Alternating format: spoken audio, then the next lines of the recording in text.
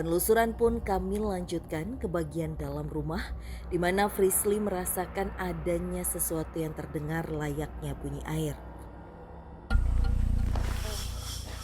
Karena emang jujur ini suara airnya nggak berhenti-berhenti. Betul banget. Ini Dan sangat kencang banget. sekali Visi ya. Ya ini kencang banget kan Anda. Tadi pintunya kita lewat mana ya? Sini. Ini. Lewat Bukan ya? ini. Sini. Pelan-pelan. Assalamualaikum. Permisi, assalamualaikum. Assalamualaikum. Gimana? Boleh ngomong apa sih? Yang tadi kita lewat sini ya? Iya. Tolong sini. Permisi, assalamualaikum. Masih. Assalamualaikum.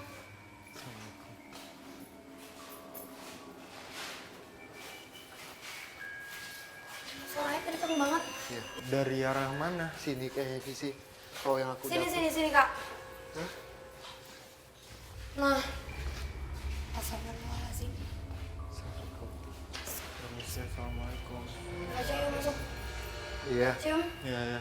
Aduh, serem banget. Serem banget. Assalamualaikum. Assalamualaikum. Aduh, ini serem banget. Aja sini nggak apa-apa. Assalamualaikum. Oke,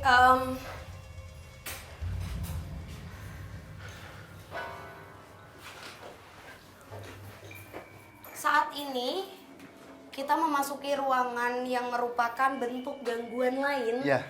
dari sosok yang mungkin dari tadi sempat kita bahas mengenai tempat ini. Kenapa aku bilang gangguan lain dan sangat intens? Jujur dari tadi sepanjang jalan aku terus-terusan ngedengerin suara seperti main air. Iya. Sesuatu yang diambil lalu dijatuhkan. Jadi kayak gayung ambil air terus ditetesin Berarti gitu. suara percikan air gitu ya? Kenceng banget dan aku yakin itu jelas banget suaranya, jelas banget ternyata aktivitasnya memang ada di toilet ini. Penelusuran kami membawa ke salah satu ruangan yang disinyalir kerap menimbulkan gangguan. Waktu itu istri nusul sama anak, habis mandi ada yang mandi lagi, suara orang mandi lagi. Lantas sosok apakah yang kerap melakukan gangguan tersebut? Apakah sosok tersebut merupakan hantu Mary yang sedari tadi tak dirasakan? Mampu dipungkiri, penelusuran kami malam ini mendapat banyak gangguan. Seakan rumah yang terlihat tua dan biasa ini diselimuti hawa angker dan misteri. Bahkan ternyata keangkeran rumah ini sudah ada semasa aktif di tangan pemilik pertama. Ini di tahun 2000-an, kebetulan kru syuting di sini nge-base camp, sempat nge-base camp. Nah itu bisa bilang seminggu 3 kali bagian make up itu kesurupan. Lantas apakah gangguan dan aura mistis yang menyelubungi area ini berkaitan dengan sosok Mary dan sejarah yang tak terungkap di rumah ini? Jadi Fasya, percaya nggak percaya pada saat ini masih menjadi tempat bekerja dengan masih ada yang menghuni. Ketika ada orang yang datang ke tempat ini untuk buang air kecil atau mandi, ketika mereka mengambil air, itu sering banget dari mereka yang seperti ada suara ketukan tapi bukan kena tembok, bukan kena ini, melainkan mengenai satu sosok bagian anggota tubuh. Sosok itu benar-benar ada di bawah air. Jadi kejadian atau sawan itu bukan cuma dari anak kecil. Ketika manusia normal, orang-orang yang tidak mempunyai kemampuan seperti aku dan Kananda mengalami hal tersebut, itu bisa bikin sakit. Dan tempat ini menjadi salah satu titik di mana sebenarnya seringkali adanya aktivitas. Jadi seolah-olah tempat ini terus-terusan ada orang mandi. Saya kira teman saya yang tukang potong rumput, panggil-panggil dia nggak nyaut. Orang mandi biar tuh kan. Saya buka, dorong pintu, kering bang. Ada orang seperti maaf ya, tapi di daerah ini itu ada orang yang seperti menyalakan keran air seperti dipakai untuk wudhu. Tapi pas dibuka pintunya nggak ada siapapun. Oke, sebentar Kak Frisly. tadi Kak Frisly bilang kalau ada yang mengambil air itu seperti kena sesuatu ya ininya. Itu tuh di mana Kak Frisly sosoknya? Nih. Oh. Jadi- Dan disinilah puncak ketakutan aku muncul. Nggak tahu kenapa ya, tapi pada saat masuk ruangan ini tuh bener-bener hawanya beda. Terus juga pada saat Kak Frisly ngejelasin tuh kebayang aja di pikiran aku tentang sosoknya. Jadi kayak, wah di titik inilah aku udah mulai takut banget. Itu apa, gayungnya itu kayak pada saat mengambil itu kayak kepentok. Iya, kepentok-kepentok. Dan itu kalau emang dia lagi nggak apes, mungkin dia nggak lihat. Betul. Tapi Kalau kalau lagi dia lihat, apes, dia melihat sosoknya.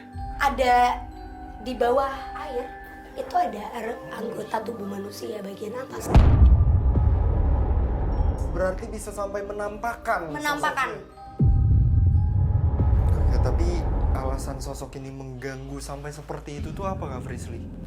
Lagi-lagi karena memang adanya bentuk kiriman atau persaingan untuk orang-orang yang mencari kedudukan. Betul banget.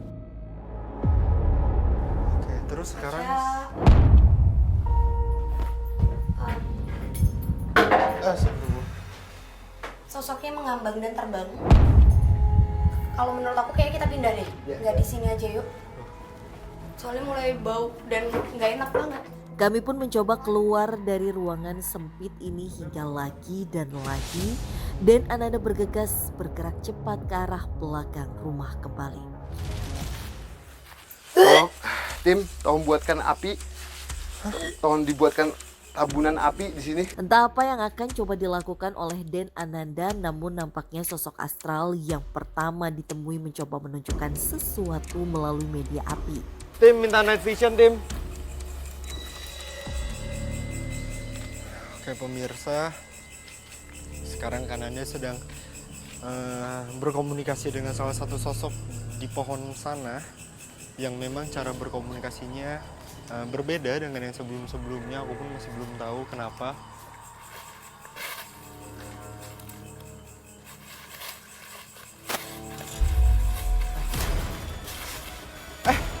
Kananda, aduh. Dan tiba-tiba Kananda komunikasi lagi dengan salah satu sosok di tempat ini yang mengarahkan kami ke salah satu pohon. Terus kayak Kananda tuh minta api, dan jujur aku masih nggak tahu penjelasannya apa dari Kananda. Cuma Kananda langsung lari ke arah api itu dan tiba-tiba Kananda narik pusaka, dan wah aku nggak ngerti sama sekali sih. Benar saja sesuatu berhasil ditarik oleh Den Ananda dari kobaran api yang diacak-acak dengan tangan kosong. Itu air Kananda.